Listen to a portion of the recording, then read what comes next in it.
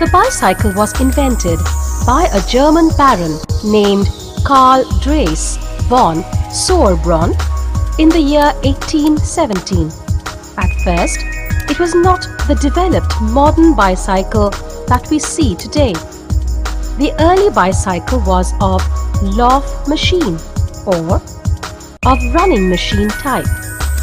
At that time, the bicycle was run with the help of a steer, and it was entirely made out of wood.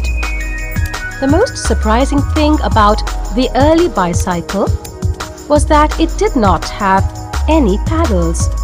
A few years later, in the year 1840, a Scotsman by the name Macmillan introduced cranks to the axle of the rear wheel and paddles to the front wheel.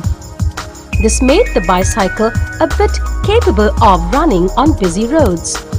After this, Ernest Michaud, after performing a number of experiments, developed the bicycle further in the year 1861. 7 years later, light metal wheels were introduced, which had wire spokes and solid rubber tires. The rear wheel was smaller than the front wheel.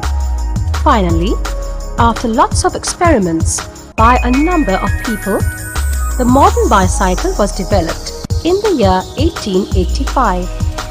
This modern type was very comfortable and safe to ride. Both the rear and the front wheels were of the same size, and the rider's seat was situated a bit ahead of the rear wheel.